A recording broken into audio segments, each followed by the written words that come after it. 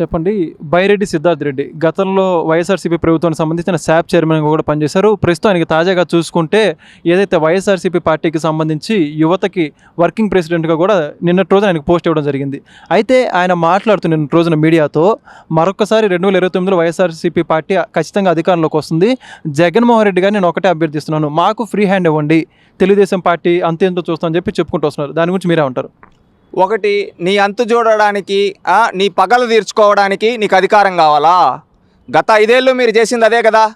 ఈరోజు బైరెడ్డి సిద్ధార్థ రెడ్డి ఏదో మాట్లాడతా ఏదో ఎలివేషన్ల కోసం నేను మాట్లాడుకోవాలి అని మాట్లాడుకోవడం తప్పు. ఏంటంటే ప్రజలు ప్రజాస్వామ్యంలో అధికారం ఎందుకు ఇస్తారు?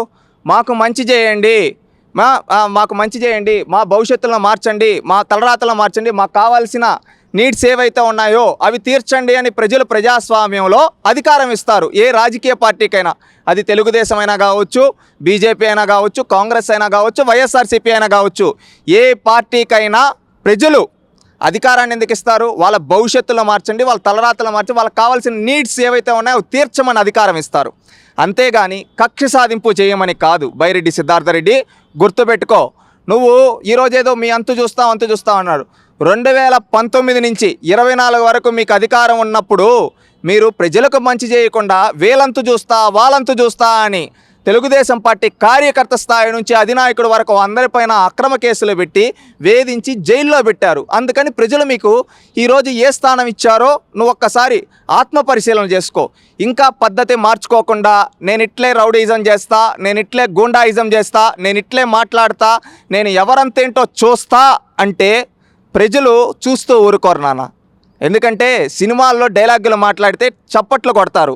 రియాలిటీగా మేము వీళ్ళని చంపేస్తాం, వాళ్ళని చంపేస్తాం, వీళ్ళని చూస్తామంటే వీడు రాక్షసుడిగా ఉన్నాడురా. వీడు అధికారం లేక రాకముందే వీడంతు చూస్తా వాడంతు చూస్తా అంటున్నాడు. అధికారం లేకొస్తే వీడు మనల్ని కూడా బతకనిస్తాడా? మనకి ఏదైనా లేదు అని అడిగితే అందుకని చెప్పి ఇలాంటి వాడు వద్దు అని ప్రజలు నిర్ణయించుకుంటారు. ఆ విధంగా నిర్ణయించుకొని గతంలో మీకు ఎలక్షన్లో మ్యాండేట్ ఏ విధంగా ఇచ్చారో తెలుసు. పద్ధతి మార్చుకోండి, తీరు మార్చుకోండి. అవసరమైతే ప్రజలకు మంచి చేయండి, ప్రజాస్వామ్యబద్ధంగా ప్రజలకు మంచి చేయండి. ఈరోజు ప్రతిపక్షంలో ఉండి కూడా మంచి చేయొచ్చు. గతంలో చంద్రబాబు నాయుడు గారు అనేక సందర్భాలు ప్రతిపక్షంగా ఉన్నప్పుడు ప్రజలకు మంచి చేశారు. అవి చూసి నేర్చుకొని మీరు కూడా చేయండి. ఒక రాజకీయ పార్టీగా మీకు విలువ ఉంటుంది. లేదు మేము ఇట్లే ఉంటాం, మా వైఖరి ఇలాగే ఉంటుంది, ఫ్రీ హ్యాండ్ ఇవ్వండి, మేము రౌడీయిజం చేస్తాం, తలకాయలు తీసేస్తామంటే సినిమాల్లో చప్పట్లు కొడతారు, రియాలిటీగా వేరే విధంగా కొడతారు. నీ భాషలో చెప్పాలంటే అది గుర్తుపెట్టుకో. అంటే ఇప్పుడు ఫ్రీ హ్యాండ్ అడిగే బైరెడ్డి సిద్ధార్థ్ రెడ్డి 2019 నుంచి 24 మధ్య వాళ్ళ ప్రభుత్వం ఉంది. ఈయన కూడా శాప్ చైర్మన్గా పదవిని కూడా అనుభవించాడు. అప్పుడు జగన్మోహన్ రెడ్డి గారు వీళ్ళకి ఫ్రీ హ్యాండ్ ఇచ్చారంటారా, ఇవ్వలేదంటారా? ఫ్రీ హ్యాండ్ ఉండిందే కాబట్టే కదా ఈరోజు విడుదల రజనీ గారు వేల కోట్ల ఆ రోజు స్కాములు చేసి ఈరోజు బయటకు వచ్చి నంగేడుపులు ఏడుస్తున్నారు. ఆ రోజు కొడాలి నాని ఫ్రీ హ్యాండ్ ఉండిందే కాబట్టే కదా నోటికేదొస్తే అది మాట్లాడాడు.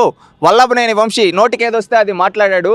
వీళ్ళు మాత్రమే కాదు, ఆనాడు వైఎస్ఆర్సీపీ కార్యకర్త నుంచి ఎవడు వరకు అంటే నోటికేదొస్తే అది జగన్మోహన్ రెడ్డి తిట్టి ఇచ్చాడు, జగన్మోహన్ రెడ్డి స్క్రిప్ట్ పంపించేవాడని చెప్పి సాక్షాత్ పోసాని కావచ్చు, గతంలో వాళ్ళ పార్టీ నుంచి ఎవరైతే మహిళా కమిషన్ చైర్పర్సన్గా ఉన్నారో వాసిరెడ్డి పద్మా గారు కావచ్చు, ఇలాంటి వాళ్ళంతా బయటకు వచ్చి మాట్లాడారు కదా.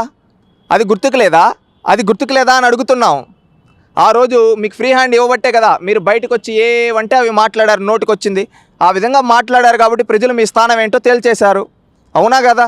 ఇంకా కూడా మారకుండా మాకు ఫ్రీ హ్యాండ్లు ఈ హ్యాండ్లు అని చెప్పి మాట్లాడితే జనాలు చూస్తూ ఉండరు.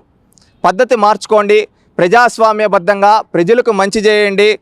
ఈరోజు మీకు అధికారం లేకపోయినా కానీ ప్రతిపక్షంలో ఉండి కూడా మంచి చేయొచ్చు.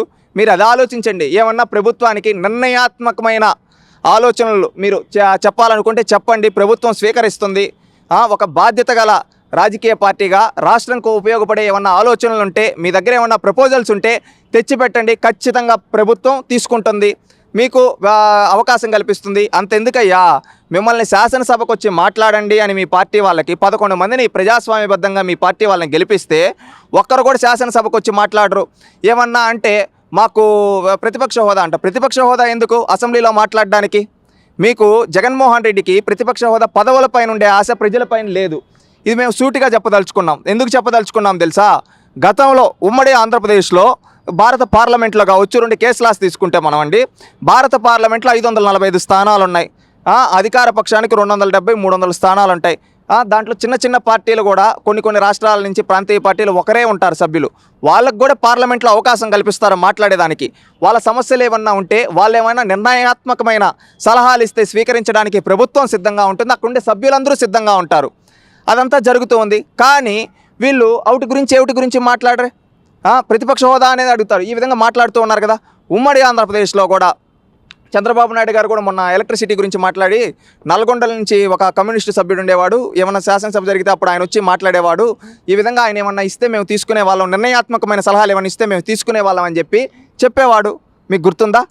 ఇలాంటివి ఆంధ్రప్రదేశ్ శాసనసభలో వెంకయ్య నాయుడు గారికి కావచ్చు, పుచ్చలపల్లి సుందరయ్య గారికి కావచ్చు, తరిమెల్ల నాగిరెడ్డి గారికి కావచ్చు, ఈ విధంగా ఆనాడు కమ్యూనిస్టు పార్టీలు కావచ్చు, ఆ రోజు అనేక చిన్న పార్టీల సభ్యులు ఎంతోమంది నాడు శాసనసభలో ఉంటే మాట్లాడే అవకాశం ఆనాడు కల్పించారు కదా. ఈనాడు కూడా మేము శాసనసభలో వచ్చేదాన్ని మాట్లాడేదానికి వస్తే కల్పిస్తామని చెప్తున్నాం కదా. దాని గురించి మీరు మాట్లాడచ్చు కదా. దాని గురించి మాట్లాడరా అంటే ఒక్కరు మాట్లాడరు. మీరు చూడండి, ఒక్కరు మాట్లాడరు.